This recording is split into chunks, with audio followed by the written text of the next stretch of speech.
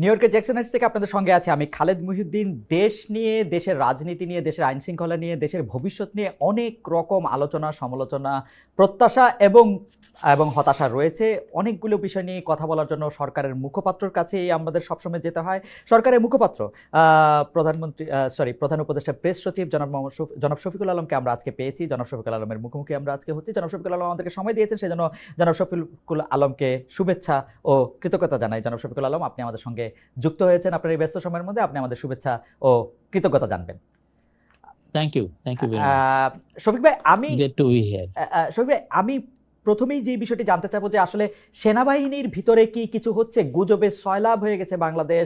আমি এত দূরে থেকেও আসলে এই গুজবের থেকে রেহাই পাচ্ছি না। অনেকেই জানতে চাইছেন যে সেনাবাহিনীর ভিতরে কু হচ্ছে কিনা, সেনাবাহিনী আসলে ক্ষমতা দখল করে নিচ্ছে কিনা, বা সেনা প্রধানকে ক্ষমতা থেকে সরিয়ে দেওয়া হচ্ছে কিনা, ইত্যাদি নানা রকম কথা আমরা শুনতে পাচ্ছি। আপনি কি আমাদের এটা নিয়ে কিছু বলবেন? না, আমরাও এগুলো অনেক কথা শুনতে পাচ্ছি, স্পেশালি যখনই রাত যত বাড়ে এটার আওয়াজগুলো তত বেশি বাড়ে। বাট আমি বলতে পারি যে এগুলো সবই গুজব। আজকে যেমন ধরেন আইন শৃঙ্খলা বিষয়ে একটা বড় মিটিং ছিল, সেখানে চিফ অ্যাডভাইজারের নেতৃত্বে মিটিং হয়েছে। সেখানে আর্মি চিফ ছিলেন, নেভি চিফ ছিলেন, এয়ার চিফ ছিলেন, সাথে আমাদের হোম অ্যাডভাইজার ছিলেন, তথ্য national security adviser Khalilur Rahman ছিলেন, এবং আমাদের ফরেন অ্যাডভাইজার ছিলেন, এবং অন্যান্য সিকিউরিটি অফিসিয়াল ছিলেন। তারা রিভিউ করলেন যে দেশের আইন শৃঙ্খলা পরিস্থিতি কিরকম, কোথায় কোথায় উন্নতি আরো একটু করা যায়, বা কোথায় কোথায় সন্তোষজনক, এগুলো একটা স্টক টেকিং করলেন আর কি। এখানে সবাই তো ছিলেন, সবাই এখানে আসছেন, যমুনাতে মিটিংটা হয়েছে। শফিক ভাই, আমি আসলে এই মিটিংটা প্রেস উইং এর বরাত দিয়ে পত্রপত্রিকাগুলি যেরকম লিখতেছিল সেইটা দেখতে গিয়ে আমার একটু কৌতূহল হলো যে মিটিংটাতে বলা হইতেছে যে একটা উচ্চ পর্যায়ের বৈঠক, সেটা হচ্ছে দেশের আইন শৃঙ্খলা পরিস্থিতি নিয়ে। কিন্তু সেই বৈঠকে পুলিশ প্রধান উপস্থিত ছিলেন না। তখন আরো মনে হয় না যে আসলে বৈঠকটা ছিল শুধু সেনাবাহিনীকে সামাল দেওয়ার জন্য, সশস্ত্র বাহিনীর ভিতরে যে একটা টেনশন সেইটা দূর করার জন্য? বিকজ না, হোম অ্যাডভাইজার পুলিশ চিফ ছিলেন না। না, এটা হোম অ্যাডভাইজার ছিলেন সেখানে। আচ্ছা, হোম অ্যাডভাইজার ছিলেন, হোমের অফিসিয়ালরা ছিলেন। তো এইটার মূল জিনিস যে হচ্ছে যে আপনি ধরেন আর্মি তো ডেপ্লয়েড আছে না, আর্ম ফোর্সেস তো ডেপ্লয়েড আছে দেশে, তো তাদেরটাও তো একটা রিভিউ এর বিষয় আছে, তারা কেমন করছেন, এই বিষয়গুলো ছিল। পুলিশেরটা তো ছিল, আর পুলিশকে তো ওইখানে হোম অ্যাডভাইজার আন্ডারে তো পুলিশ, কিন্তু পুলিশের বিষয়টা তো হোম অ্যাডভাইজারই দেখছেন। সবাই আমার অজ্ঞতা ক্ষমা করবেন, কিন্তু আমি আসলে এই ধরনের বৈঠকে, আইন শৃঙ্খলা পরিস্থিতির বৈঠকে এই প্রথম দেখলাম পুলিশ চিফ থাকলেন না। সিরিয়াসলি, স্বরাষ্ট্রমন্ত্রী প্রতিমন্ত্রী থাকলেও পুলিশ চিফ থাকেন না। স্বরাষ্ট্র মন্ত্রণালয়ের আন্ডারেই তো পুলিশ, না, মন্ত্রী প্রতিমন্ত্রী থাকলেও পুলিশ চিফ থাকেন। মানে আমার স্বরাষ্ট্র মন্ত্রণালয়ের আন্ডারে পুলিশ এবং স্বরাষ্ট্রমন্ত্রী এখানে ছিলেন, এবং এটা প্রায় 1.5-2 ঘন্টার মিটিং হচ্ছে, ওনারা স্টক টেকিং করলেন। আচ্ছা, এমনিতে সেনাবাহিনীর ভিতরে কোন রকম, মানে এই মিটিংটা এক্সক্লুসিভলি সশস্ত্র বাহিনী, তাদের চাকরি কাদের ফেরত দেয়া না দেয়া, বা সেইটা নিয়ে সশস্ত্র বাহিনীর বিরুদ্ধে ক্ষোভ বিক্ষোভ যেগুলি কথা আমরা শুনতেছি সেগুলির সাথে এটার কোনো সম্পর্ক নাই, সার্বিক আইন শৃঙ্খলা পরিস্থিতি নিয়ে কথা হয়েছে? জি, সার্বিক আইন শৃঙ্খলা বিষয় নিয়ে কথা হয়েছে, স্পেশালি ঢাকার বাইরে এবং ঢাকার মধ্যে। ঢাকার একটা কিছু কিছু জায়গায় আমরা মনে করছি যে আইন শৃঙ্খলা পরিস্থিতি আরো বেটার হওয়া উচিত, আর সব জায়গায় যাতে স্ট্যাবল থাকে, আমরা তো সেই বিষয়গুলোই এমফাসিস দেওয়া হয়েছে।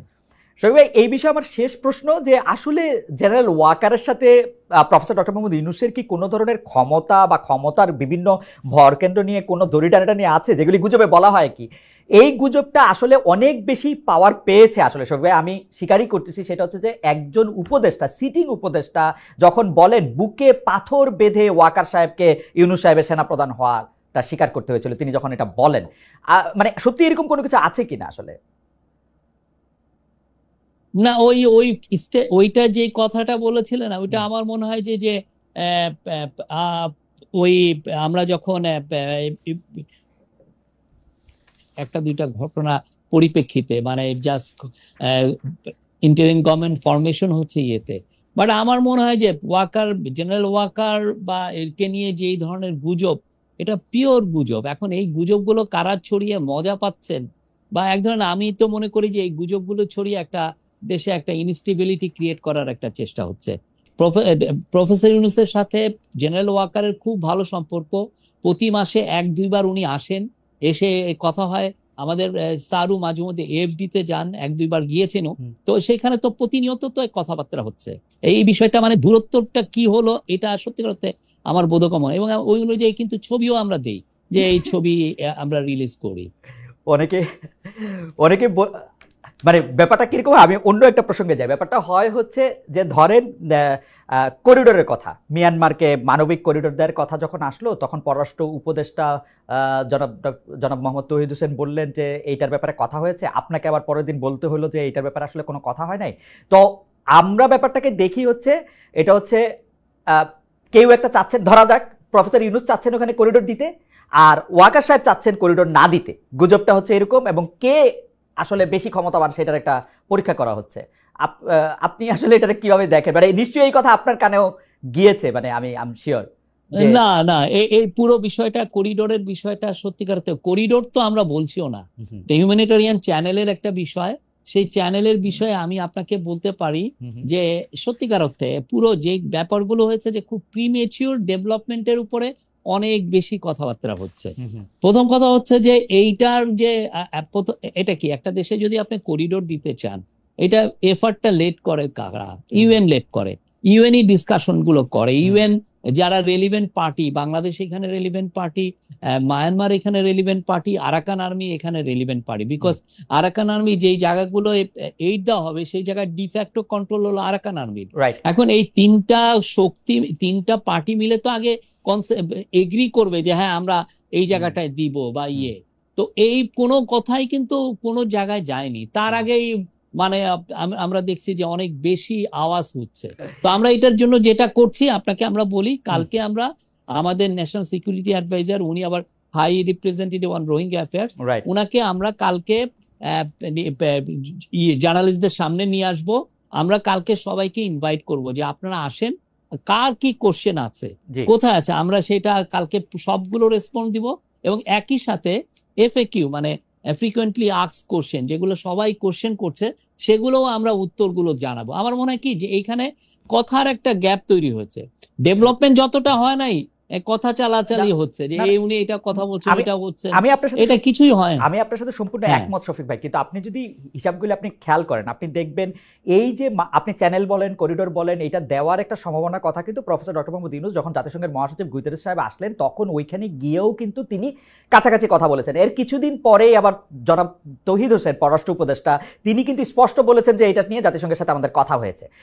আমরা সাংবাদিকরা বা অন্য কেউ এটা নিয়ে অনেক বেশি আলোচনা করেছি, আমি এটা আপনার সাথে একমত, এখনো প্রাথমিক কথা হয় না, কিন্তু আমরা তো জনাব তৌহিদ হোসেনকে বলি নাই যে আপনি এটা বলে দেন, আমরা তো জনাব খলিলুর রহমানকে বলি নাই আপনি এটার পক্ষে যুক্তি বলেন। এটা আমাদের দোষ না, এটা আপনাদের কাছ থেকে আসছে, আপনি এটাকে এইভাবে দেখেন না। মানে না, ওনারা কি কেউ বলেছেন যে আমরা, ওনারা কেউ কি বলেছেন যে এগ্রিমেন্ট হয়েছে? না না, ওনারা বলেছেন যে না, এটা কিন্তু মানুষজনের যে মানুষজন ইন্টারপ্রেট, চিন্তাটা কেন হয়েছে? চিন্তাটা এই জন্য হয়েছে যে আমরা 2023 থেকে এই পর্যন্ত আমরা প্রথমে তো আপনি জানেন যে 2017 সালে 8,50,000-এর মতো রোহিঙ্গা এসেছিলেন, 7.5 লক্ষ রোহিঙ্গা এসেছিলেন। তারপরে যেটা হয়েছে যে এই গত 2023 মানে 23-এর অক্টোবরে একটা এই যে ইয়েতে সিজফায়ারটা ভেঙে যায়, আরাকান আর্মি ভার্সাস মায়ানমার মিলিটারির মধ্যে একটা যুদ্ধ শুরু হয়। আর এই যুদ্ধ শুরু হলে এই যুদ্ধের পরবর্তী পরিস্থিতিতে অনেকে যুদ্ধ থেকে অনেক রোহিঙ্গা এটার মধ্যে এই মিডিলে পড়ে যান, পড়লে এরা অনেকে বাংলাদেশে আসে। সোফার কেউ কেউ বলছেন এটা 1 লাখেরও বেশি এসছেন। এবং এর ফলে যেটা হয়েছে যে ওইখানে এক ধরনের হিউম্যানিটেরিয়ান একটা ক্রাইসিস হয়েছে, ওই ক্রাইসিসের আলোকে ইউএন এর এই কথাগুলো এসছে। এবং ইউএন এর যিনি রিপোর্টিয়ার টম এন্ড্রুজ আসছিলেন, এই ধরনের কথা। কিন্তু কথা হচ্ছে যে আমি তো এগ্রিমেন্ট করব, আমার তো এগ্রিমেন্টই হয় না এইখানে। আর একটা হচ্ছে এখানে তো আমি একক পার্টি না, সেখানে মায়ানমার আছে, সেখানে আরাকান আর্মি আছে। এবং এই জিনিসটা হয়তো এমনও হতে পারে যে ইউএন এর সিকিউরিটি কাউন্সিলেও আলাপ হতে পারে। তো এটা তো অনেক পরের বিষয়।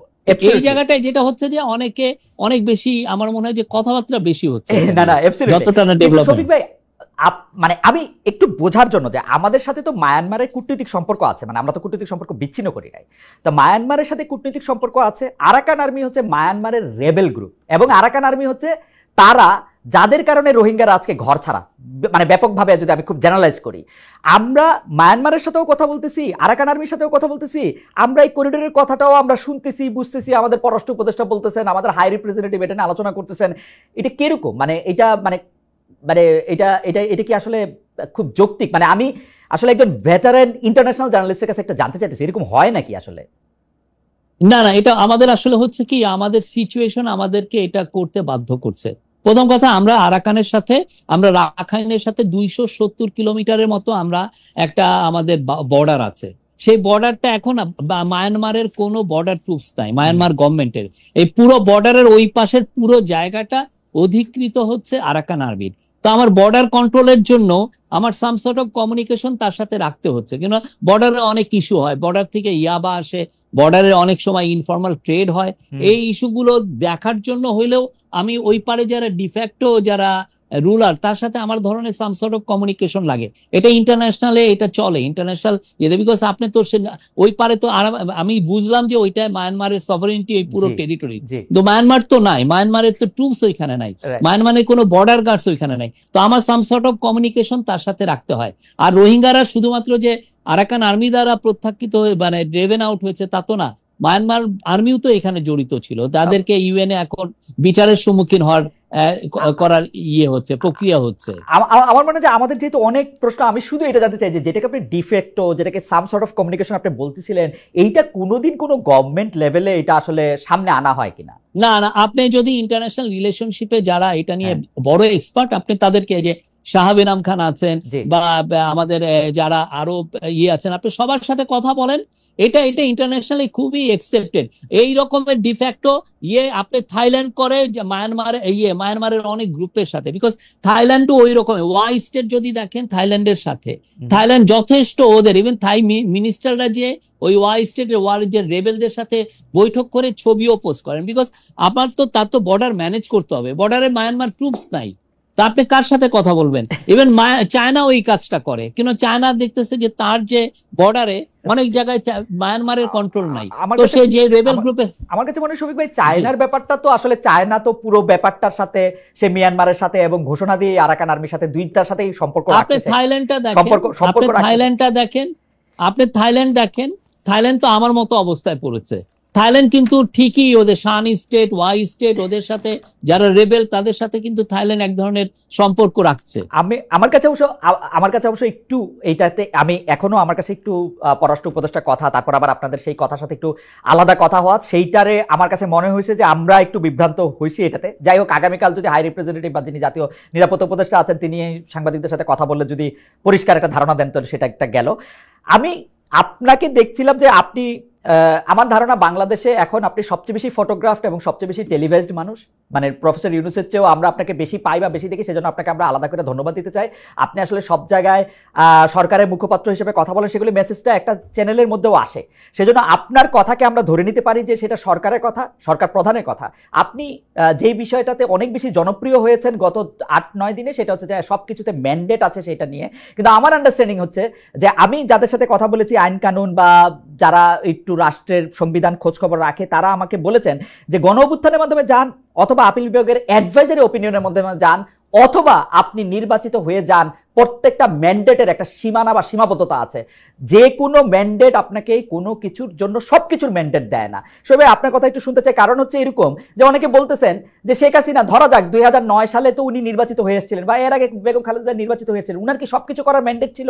কিন্তু আপনি ভেহেমেন্টলি বলতেছেন আপনার সবকিছু করার ম্যান্ডেট আছে। সেই ম্যান্ডেট আপনাকে কে দিল আসলে? না, আমি যেটা বলেছি যে আমাদের ম্যান্ডেট আছে এভরিথিং, আমি যে শব্দটা বলেছি এভরিথিং, আমি কেন বলেছি সেটা হচ্ছে যে আপনি যদি 13 অ্যামেন্ডমেন্ট দিয়ে তো আমরা কেয়ারটেকার গভর্নমেন্টটা আমরা চালু হয়েছিল। কেয়ারটেকার গভর্নমেন্টে কিন্তু স্পষ্ট বলা আছে যে আপনি 3টা মাস, যে গভর্নমেন্টটা আসবে এরা 3 মাস থাকবে এবং এদের পুরো কাজটাই ফোকাসড অন ইলেকশন। সে ইলেকটোরাল লিস্ট বলেন, ইলেকশনকে আয়োজন করার যে কাজগুলো বলেন, সবগুলোই করার ছিল এটার কাজ। ইলেকশনের বাইরে তার কোনো ম্যান্ডেট ছিল না, সেটা একদম স্পষ্ট, এবং 13th অ্যামেন্ডমেন্টে ওইটা ছিল। কিন্তু 13th অ্যামেন্ডমেন্ট তো ওরা এসে এটা বাদ দিয়ে দিল। দেওয়ার পরে যেটা হয়েছে যে যখন ইন্টারিম গভর্নমেন্ট হওয়ার পরে যেই পরবর্তীতে যখন সুপ্রিম কোর্টে যে রেফারেন্সটা গেল, ওইখানে দেখেন 106 আর্টিকেল 106 বলা আছে, ওইখানে বলা আছে যে আমরা যে কোনো গভর্নমেন্টের মতো আমরা এক্সিকিউটিভ পাওয়ারটা আমরা ইউজ করতে পারবো। এটা যেটা নর্মাল একটা গভর্নমেন্ট যেই এক্সিকিউটিভ পাওয়ার হোল্ড করে, আমিও সেই এক্সিকিউটিভ পাওয়ার হোল্ড করছি। এটা আমি অ্যাটর্নি জেনারেলের সাথে এটা নিয়ে আমি কথা বলেছি, আরো 2-3 জন ইন্ডিপেন্ডেন্ট লয়ারের সাথে আপনি যেমন কথা বলেছেন আমিও কথা বলেছি।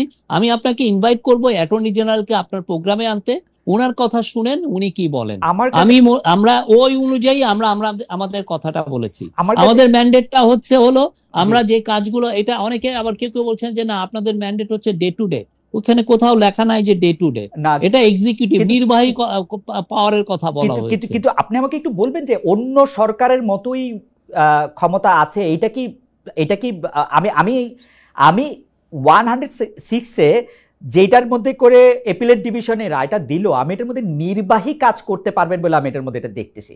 সেই নির্বাহী কাজের দুই রকম ব্যাখ্যা আছে। একটা ব্যাখ্যা হলো আপনার যে কাজগুলি করতে হবে, না করলে দেশ থেমে যাবে, সেই কাজগুলি আপনি করবেন। আরেকটা ব্যাখ্যা হলো যে আপনার জরুরি প্রয়োজনে যদি আপনার কোনো কিছু করতে হয় তাহলে আপনি এটা করতে পারবেন। আপনাকে এই ক্ষমতা দেয়া আছে যে আপনি এখন পলিসি বানাতে পারবেন, কিন্তু সেটা অ্যাবসলিউটলি যখন আপনার প্রয়োজন হবে তখন। আপনার রিডিং, আর আপনি নিজেও লয়ার স্টুডেন্ট। না, আমি জার্নালিজমের স্টুডেন্ট ভাই, আমি জার্নালিজমের স্টুডেন্ট ভাই। যাক, বাট আমি যেটা জানি আমাদের রিডিং হচ্ছে নির্বাহী মানে হচ্ছে আপনি আমার একটা গভর্নমেন্টের যে কাজগুলো করে সেই পুরো কাজগুলো এটার মধ্যে পড়ে। আমি বললাম তো আপনি দুইজন লয়ারকে এনে জিজ্ঞেস করেন, আমরা এই জায়গায় আমাদের রিডিং স্পষ্ট। আচ্ছা, আমি একটু জার্নালিজমের জায়গা থেকে কথা বলি শফিক ভাই। আমাদের যে সংবিধান, আপনারা সংবিধানের অধীনে শপথ নিয়েছেন, সুতরাং আপনারা নিজেদেরকে বিপ্লবী সরকার বা অভ্যুত্থানের সরকার বলতে পারবেন না। আপনারা সাংবিধানিক সরকার কিন্তু, এবং সেইটা 106-এ আপনাদেরকে আসলে এন্ডোর্সও করা হয়েছে এজ সাংবিধানিক সরকার। এখন যে সংবিধানটা আছে সেই সংবিধান আপনাদের মানতে হবে, এর বাইরে যাওয়ার আপনাদের উপায় নাই। আপনারা বিপ্লবী সরকার না, আপনারা সাংবিধানিক সরকার। সাংবিধানিক সরকার হইলে সেই সরকারের এই সংবিধানটার কোর এসেন্স হচ্ছে আপনাকে জনগণের রিপ্রেজেন্টেটিভ গভর্নমেন্ট হইতে হবে। যতক্ষণ পর্যন্ত আপনি রিপ্রেজেন্টেটিভ গভর্নমেন্ট না, ততক্ষণ পর্যন্ত আপনার ক্ষমতা হচ্ছে লিমিটেড। এটা আপনি মাহমুদুল ইসলাম সাহেবের আপনি আপনার জায়গাটা দিয়ে আপনি এক্সপ্লেন করছেন, আপনি আপনার রিডিংটা বলছেন। আমার রিডিং বলে যে এই government is like any other government, but এটার ম্যান্ডেটটা এসছে একটা অভ্যুত্থান থেকে, গণ অভ্যুত্থান থেকে এই গভর্নমেন্ট এটা করা হয়েছে। আমরা সেইভাবে রিডিং করি, এবং আপনার যদি মনে হয় যে না আমি আমার কথার মধ্যে কোনো ব্যত্যয় আপনি খুঁজেন, আমি বলবো যে টপ লয়ার আছে বা অনেক বড় কনস্টিটিউশন এক্সপার্ট আছে, তাদের সাথে কথা বলতে পারেন। ওকে, গণ অভ্যুত্থানের ম্যান্ডেটের কথা আপনি যেটা বলতেছেন, সেই ম্যান্ডেটও যদি আপনার থাকে, সিস্টেমটা হচ্ছে একটা সরকার মানে তো হচ্ছে একটা গোষ্ঠী যারা আসলে দেশটা চালাইতেছে, তাদের তো কারো না কারোর সাথে এটা নিয়ে কথা বলতে হয়। যেমন আপনারা আসলে সংস্কার করার জন্য সংস্কার কমিশন করছেন 6টা-7টা, কিন্তু খুবই ইন্টারেস্টিংলি করিডোর বা চট্টগ্রাম বন্দরের ব্যাপারে আপনার কারোর সাথে আলোচনা করতেছেন না। প্রশ্ন করলে আমরা উত্তর পাইতেছি যে এইটা আমরা করবো হচ্ছে নির্বাহী দায়িত্ব। এটা আমাদের এক্সিকিউটিভ পাওয়ারের মধ্যে পড়ে এই কাজগুলো। আপনি যদি ধরেন 1 লক্ষ রোহিঙ্গা এখানে এসে পড়ে, আমাদের তো এটা নিয়ে তো আমাদের ভাবতে হবে। এটা নিয়ে তো এটা একটা আমার মেজর একটা কাজ, এটা আমার মেজর হেডেক। আমরা এসে যেটা পেলাম যে 7টা বছর রোহিঙ্গা ক্রাইসিসটা আছে, কিন্তু কোথাও কোনো হচ্ছে, এটা একটা ফরগটেন ক্রাইসিস হয়ে গেছে। এই জায়গাটা নিয়ে কেউ ভাবছেও না। তো আমার এটা ভাবতে হবে না? প্রফেসর ইউনূস প্রথমে এসে সেপ্টেম্বরে ইউএনএ যে বললেন, এবং উনার কথার পরিপ্রেক্ষিতে একটা ইউএন একটা অ্যাডপশন করলো একটা যে, এবং ওইটার আলোকে এখন 170টা দেশ এই রোহিঙ্গা ক্রাইসিস নিয়ে আলাপ করবে। এই ক্রাইসিস হলে উনি কি আলাপটা করবেন না? উনি কি এই ইয়েটা দেখবেন না? ঠিকই তেমনি আমাদের বড় একটা হচ্ছে যে সংস্কার, ইকোনমিক সংস্কারের মূল কাজটা হচ্ছে চিটাগাং পোর্ট। আমি আবারও বলছি, চিটাগাং পোর্টের সংস্কার ছাড়া, চিটাগাং পোর্টকে এফিসিয়েন্সি আনা ছাড়া আপনি বাংলাদেশে জব তৈরি করাটা খুব ডিফিকাল্ট। আমি এটা আবারও বলছি, কিছুদিন আগে এই কথাটা আমি বারবার বলেছি। আপনি কি মনে করেন যে এটা একটা এক্সিকিউটিভ কাজ, এটা একটা পলিসি ডিসিশন না? অবশ্যই, এটা অবশ্যই এটা আমি মনে করি এটা পলিসি, নতুন পলিসি না, এটা একটা গভর্নমেন্টের এটা এর কাজ। আমরা এসে করেছি না, আমরা সাইপ পাওয়ার টেক তো এই যে 3 মাস তার কাজ আমরা এক্সটেন্ড করেছি না।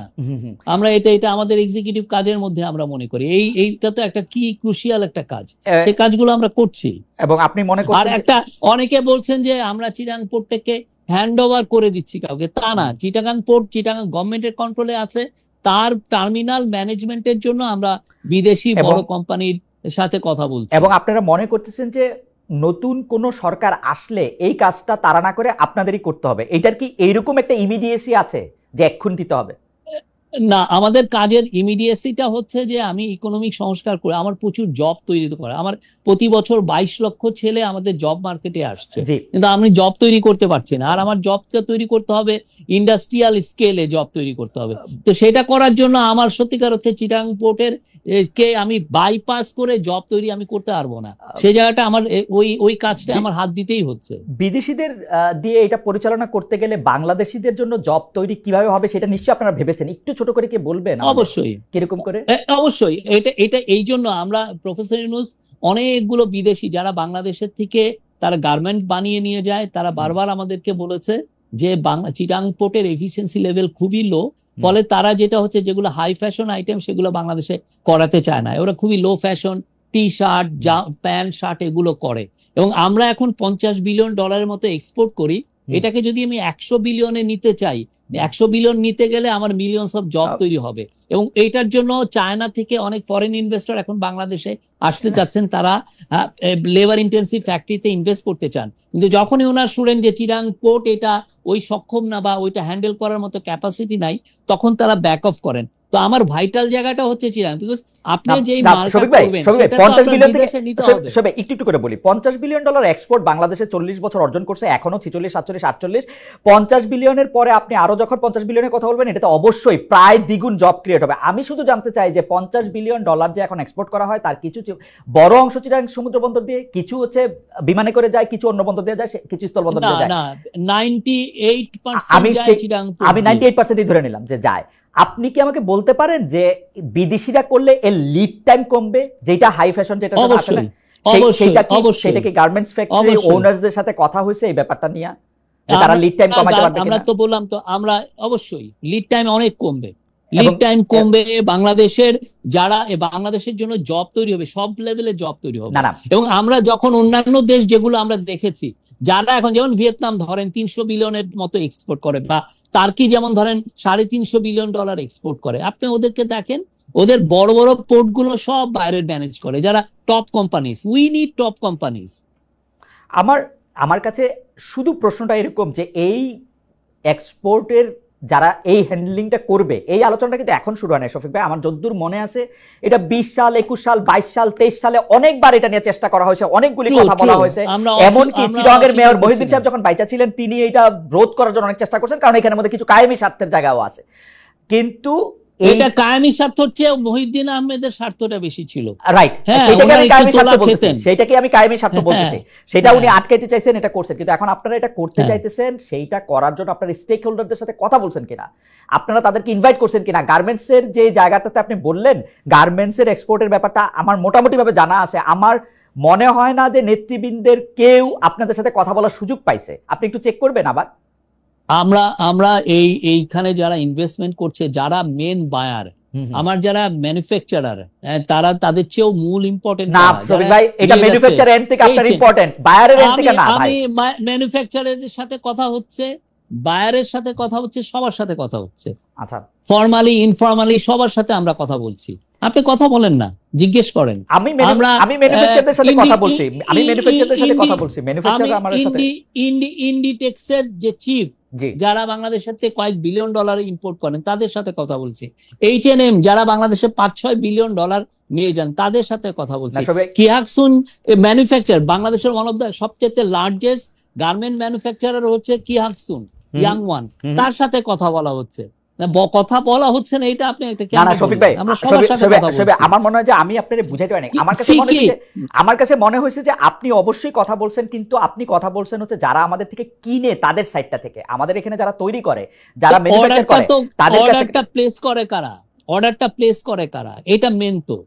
আপনি অর্ডারটা তো আমি ম্যানুফ্যাকচার তো আমি পেয়ে যাচ্ছি না, অর্ডারটা কেউ না কেউ তো প্লেস করছে। যারা ব্যবসা করে তারা তো সবচেয়ে ভালো জানে তাদের জন্য এটা কি তাদের দাবি ছিল, তারা তো সবচেয়ে ভালো জানে ভাই।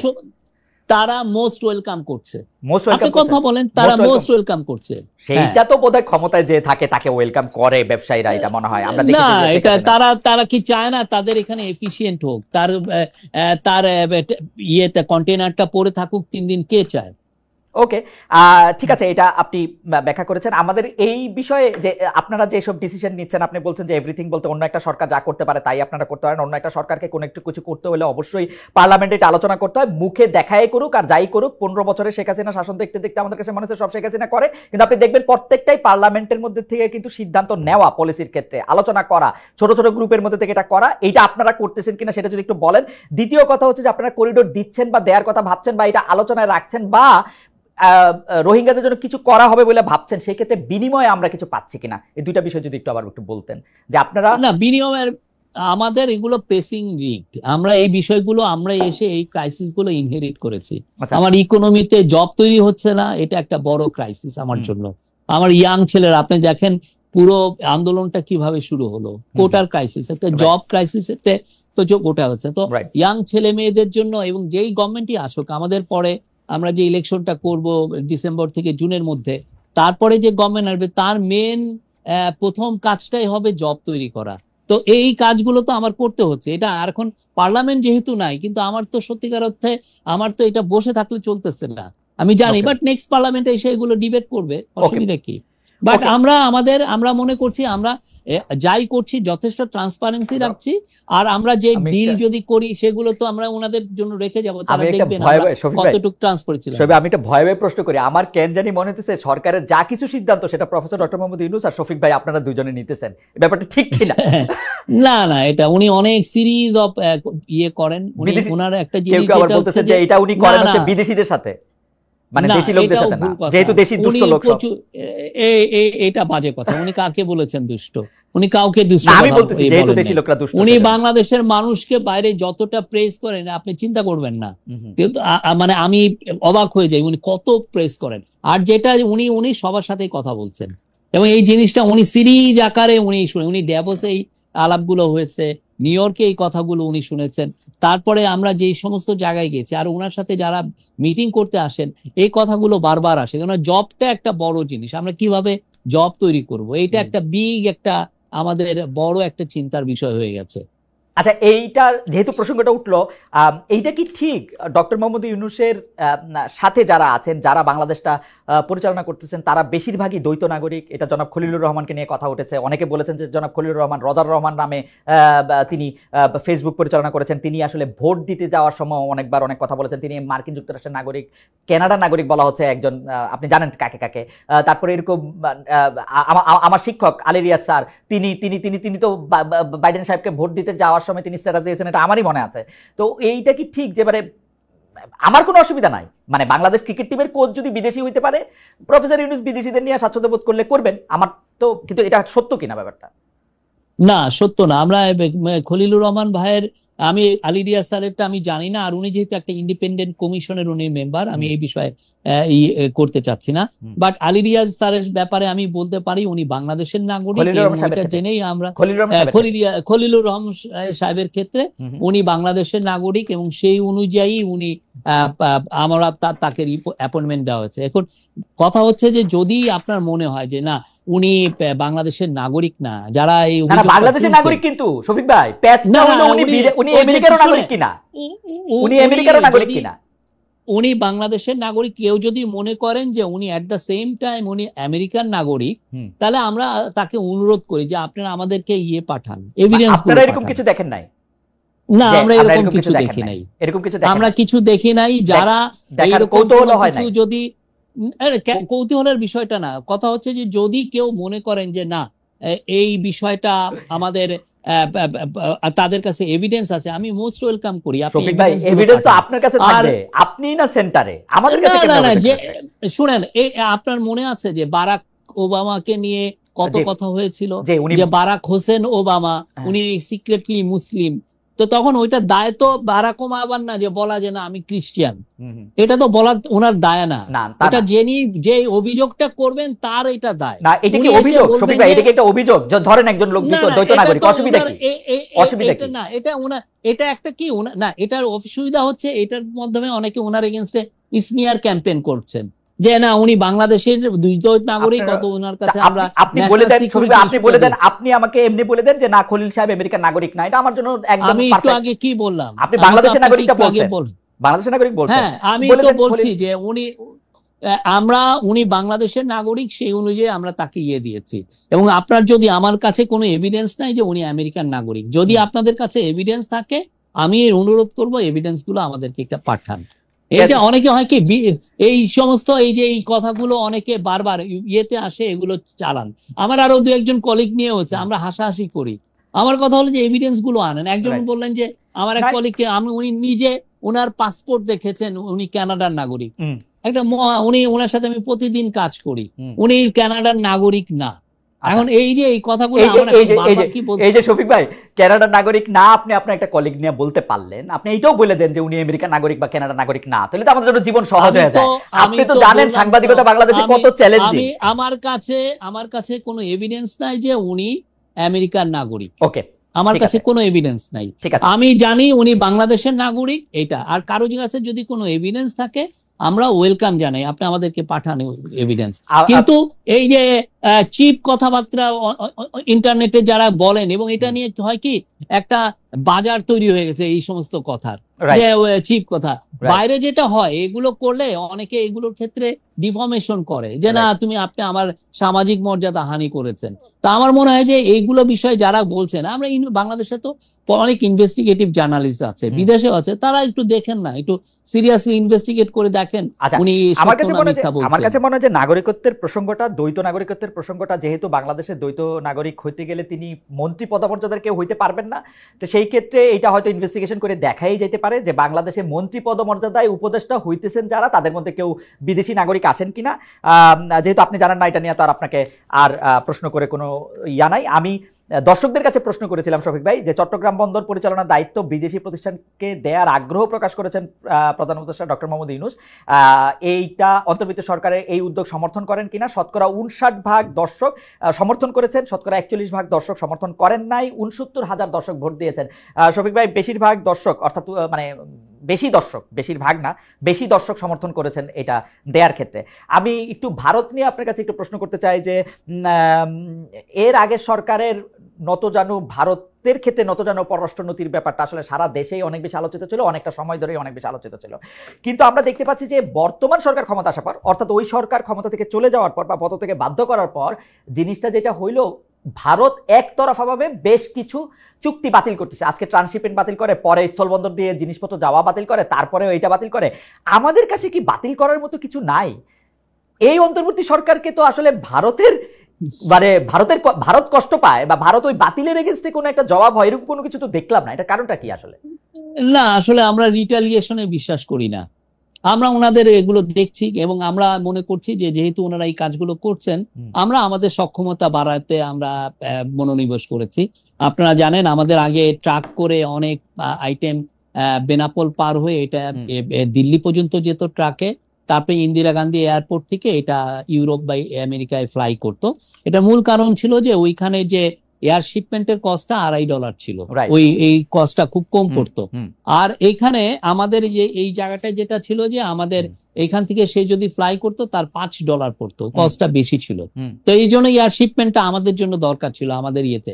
তো আমরা এখন যেহেতু ওনারা এটা বাদ দিয়ে দিলেন, এখন আমরা আমাদের সক্ষমতাটা বাড়াতে চাচ্ছি। আমরা সিলেট দিয়ে এয়ার শিপমেন্ট চালু করেছি। আমরা, আপনারা দেখেছেন যে জেট ফুয়েলের দাম কমানো হয়েছে 16-17 টাকা পার লিটারে।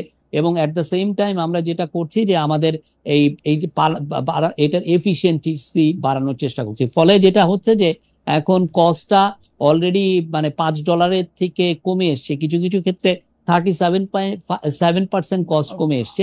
কিন্তু আমাদের টার্গেট এটাকে $2.5 আনা, যাতে আমরা আমাদের সক্ষমতাটা বাড়াতে পারি। এটা আমাদের দরকার। আপনার মনে আছে 2014 সালে ইন্ডিয়ার মানে তরফ থেকে আগে আমাদের প্রচুর গরু আসতো, সেই গরুটা ওরা বন্ধ করে দিল, যে কোনো গরু আসবে না। কিন্তু আপনি দেখেন এরপরে বাংলাদেশে গরু খামারের একটা গরুর বিপ্লব হয়ে গেছে। বাংলাদেশে এখন 5 লক্ষ জব তৈরি হয়ে গেছে যা সেই গরু খামারকে কেন্দ্র করে। আমরা মনে করি যে এটা it could B A blessing in disguise, আমার যাতে সক্ষমতাটা বাড়ে। খুবই ভালো কথা বলছেন যে রিটালিয়েশন তো করা দরকার নাই, সক্ষমতা বাড়লে তো এটা খুবই ভালো কথা। কিন্তু আমরা শুনছিলাম যে ওই সরকারের সময় আওয়ামী লীগ সরকার অনেকগুলি, মানে যেটাকে আসলে খুব জনপ্রিয় ভাষায় বলা হয়তো যে গোলামি চুক্তি, দেশ বেঁচে ফেলার চুক্তি, এরকম অনেকগুলি চুক্তি করছে। সেই চুক্তিগুলি আপনারা পর্যালোচনা করছেন কিনা, সেই চুক্তিগুলি আপনারা সামনে আনতেছেন কিনা, যে এই চুক্তিগুলি আসলে করা হয়েছিল, এই চুক্তিগুলি আমরা মানি না, এইভাবে দেশটা দিয়ে দিছিল আসলে আওয়ামী লীগ বা ইন্ডিয়াকে?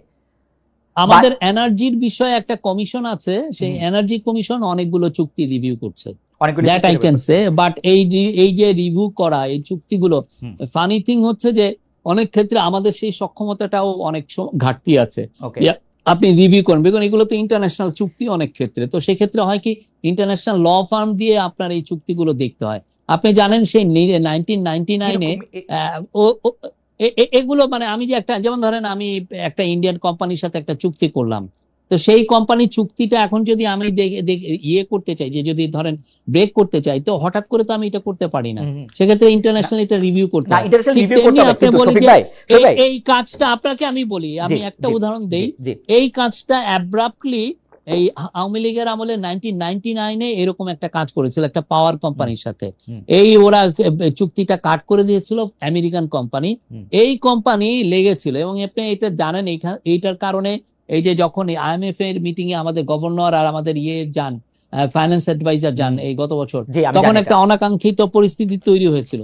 এখন আমাদের এইটাকে মিটাতে যে আমাদের ওই সেই শেখ হাসিনার আমলের একটা চুক্তি, উনার অপকর্মকে করতে যে আমাদের $20 মিলিয়ন দিতে হয়েছে আমাদের এটা। তো আমরা এই জিনিসগুলো চুক্তি যাই হোক না কেন, আমরা ওগুলো তো অনেক কিছু যেগুলো এনার্জি রিলেটেড দিয়েতে আমরা জানি যে এক ধরনের কমিশন হয়েছে, তারা সবগুলো এনার্জি চুক্তিগুলোই দেখছে, অনেকগুলোই। শফিক ভাই, ট্রান্সশিপমেন্ট বাতিল করে দিল আওয়ামী লীগ আমলে করা, যেটা ট্রান্সশিপমেন্টের সুবিধা তারা দিতেছিল বা এই সেই।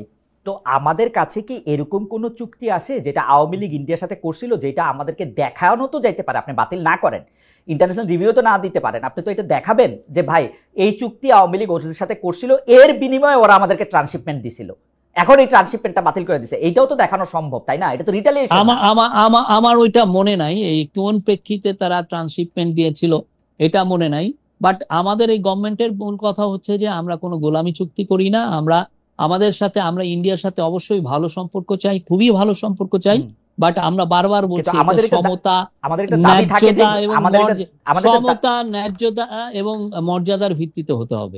আমরা সেই জায়গাটায় আমরা দাঁড়িয়ে আছি। আমাদের একটা দাবি থাকে শফিক ভাই, আপনারা তো আমরা সবসময় সব জায়গায় পাই না, এই গোলামি চুক্তিগুলি একটু প্রকাশ করা হোক, আমরা এটা একটু দেখতেও চাই। আরেকটা জিনিস যেটা নিয়ে আসলে অনেক বেশি কথা হচ্ছে সেইটা হইলো যে 26 লক্ষ ভারতীয় অবৈধভাবে বাংলাদেশে কাজ করতেছে, এরকম আমরা শুনেছিলাম গত সরকারের সময়। সেটা 26 লক্ষ কি 30 লক্ষ সেটা আমরা ঠিক জানি না। এই সরকার এটা তালিকা করেছে কিনা সেই অবৈধ ভারতীয়দের ফেরত পাঠানোর ক্ষেত্রে কোনো রকম কোনো উদ্যোগ নেওয়া হয়েছে কিনা? আমার এটা জানা নাই। আমি এইটা আবার হোম মিনিস্ট্রি থেকে তাহলে আমি এটা পুরো ডিটেলসটা আমি নিয়ে নিব। 26 লক্ষ আমি জানি না, এটা মনে হচ্ছে এক্সাজারেটেড ফিগার। বাট যেটা হয় যে আমাদের কিছু কিছু জায়গায় আমাদের মিড ম্যানেজমেন্ট লেভেলে আমাদের সক্ষমতাটা কম, তো আমাদের ফ্যাক্টরিগুলো চান যে ওই জায়গাগুলোতে তারা ইন্ডিয়ান এবং শ্রীলঙ্কানদেরকে প্রিফার করেন, বিকজ ওই কাজগুলো ওনারা ভালো করতে পারেন। এই মিড ম্যানেজমেন্ট লেভেলে আমাদের সেই রকম মিড ম্যানেজার অনেক ক্ষেত্রেই নাই। না, কিন্তু যে ক্ষেত্রে আমাদের চাকরির এত অভাব আছে সেই লোকগুলিকে চিহ্নিত করা এবং যারা আসলে নির্দিষ্ট চ্যানেলে চাকরির অভাব আছে, কিন্তু কিছু কিছু জায়গায় আমাদের এক্সপার্ট ওই সক্ষম অবস্থা আমরা তৈরিও করতে পারি নাই। যেমন ধরেন আমি যেটা শুনেছি যে কিছু কিছু ক্ষেত্রে কেমিক্যাল ইঞ্জিনিয়ার বা এই জায়গায় আমাদের একটা আছে, আমি এটা শুনেছি, আমি শিওর না যে তো ওই লেভেলে যে সক্ষমতাটা ওদের আছে সেটা নাই। আর মার্চেন্ডাইজারের ক্ষেত্রে আপনি জানেন যে শ্রীলঙ্কানরা অনেক বছর ধরে তারা অনেক এগুলোর ক্ষেত্রে অনেক বেটার। তো সেই জন্য আমি দেখেছি অনেক জায়গায়, আমি যখন জার্নালিস্ট ছিলাম আমি দেখেছি যে প্রচুর শ্রীলঙ্কান কাজ করেন। আমার গ্রামের বাড়ি হচ্ছে মাগুরা, সেখানে একটা গার্মেন্ট ফ্যাক্টরি আছে, সেখানে যেও আমি দেখছি যে ওইখানে একজন শ্রীলঙ্কান, দুইজন শ্রীলঙ্কান, একজন ইন্ডিয়ান কাজ করছেন। আমি জিজ্ঞেস করেছিলাম যে ভাই আপনারা এই জায়গায় তো বাংলাদেশিও নেওয়া যেত। ওনারা বললেন যে না, আমরা ওইভাবে পাইনি, ওই এক্সপার্টিসটা আমরা পাইনি। এবং অনেক ক্ষেত্রে এমনও আছে যে আমি একজনকে জিজ্ঞেস করলাম, উনি টপ গার্মেন্ট এক্সপোর্টার, তাহলে জিজ্ঞেস করলাম যে আপনি কাকে, উনি একজন ইন্ডিয়ানকে দিয়েছেন, কেমিক্যাল ইঞ্জিনিয়ার, খুব ভালো। উনি বললেন যে উনি ওনাকে 22 লক্ষ টাকা মান্থলি বেতন দিচ্ছেন, সেই লেভেলের ওনার ওই এক্সপার্টিস যেহেতু ওনার আছে। ওকে শফিক ভাই, এটা তো আসলে বাস্তবতা থেকে, কারণ কেউ তো আর সাইধা একটা বিদেশিকে চাকরি দেওয়ার অনেক ঝামেলা আছে, তাকে বেশি বেতন দিতে হয়, তাদের পোলাপানদের জন্য বড় স্কুলে পড়ালেখার ব্যবস্থা করতে হয়, এটা প্যাকেজটা আসলে অনেক বড়, সেটা আপনি ঠিকই বলছেন। শফিক ভাই, আপনি খেয়াল করছেন কিনা যেগুলির বিরুদ্ধে আপনি অনেক সময় আপনার স্বাভাবিক স্যাটায়ারমূলক লেখা দিয়ে অনেক লেখালেখি করছেন। বর্তমান সরকারের ক্ষেত্রে এগুলি অনেকবার বা অনেকভাবে হইতেছে। যেমন ধরেন একটা হত্যা মামলার ক্ষেত্রে 200-300 জন আসলে আসামি, কেউ সিলেট আছে, কেউ তারা গ্রেফতারও হয়ে যেতেছেন এবং প্রচন্ড চাপ না হলে তাদেরকে জামিনও হইতেছে না। এই ব্যাপারগুলো আসলে আপনি কিভাবে দেখেন? মানে কোর্ট, এইটা বলা হয় যে কোর্ট আসলে খুব বেশি ভয় পায় মবকে, এরপরেও সমন্বয়কদের একজন এই হুমকি আপনাদের আইন উপদেষ্টাকে দিয়েছেন যে কারা এখান থেকে বিচারে জামিন পেয়েছে তাদেরকে দেখে রাখুন, চিহ্নিত করুন, ঠিক করুন। এগুলিকে আপনারা আসলে কিভাবে দেখেন? কিন্তু পৃথিবীর যে কোনো সভ্য দেশে শফিক ভাই এগুলি ফৌজদারি অপরাধ, এই ধরনের হুমকি দেওয়া। কোর্ট কি করে? বাট এটা দেওয়া হইতেছে এবং আপনি এটা প্রতিদিন হইতেছে, যেইটার আমি আপনার যেগুলি লেখা ধরেন আপনাদের কাছ থেকে যেগুলি শিখছি সেইগুলি তো দেখি যে এখন হইতেছে, মানে মনে হচ্ছে একটা লগবুক দেখা দেখা এগুলি করা হচ্ছে। আপনার কষ্ট লাগে না ভাই এগুলি দেখা? আমাদের আমাদের আইন অ্যাডভাইজার এটা নিয়ে অনেক বলেছেন। উনি বলেছেন যে এটা অনাকাঙ্ক্ষিত, এই ঘটনাগুলো ঘটছে অনেক ক্ষেত্রে। আমি নিজেও দুই একটা দেখেছি যে একটা ইভেন মার্ডারও হয় নাই, দেখা যাচ্ছে যে 200-300 জনের এগেনস্টে কেস হচ্ছে। এবং আমরা কিছু দেখেছি যে এটাকে ক্যাশ ইন করে অনেকে এক্সটোরশন করছেন, খুবই আনফরচুনেট। সেই বিষয়ে আমাদের আইন অ্যাডভাইজার বলেছেন উনি এটা দেখছেন, এবং আমাদের যে হোম অ্যাডভাইজার উনি কিন্তু বলেছেন যে যারা এইগুলো করছেন, যে কেস এক ধরনের ম্যাচ লেভেলে কেস দেওয়া, তাদের এগেনস্টে উনি হুঁশিয়ারিও দিয়েছেন। কিন্তু আনফরচুনেটলি হচ্ছে কি, এটা অনেক ক্ষেত্রে কিছু পলিটিক্যাল অ্যাক্টিভিস্টও এই কাজগুলো করছেন। এইটা তো এই জিনিসগুলো সত্যি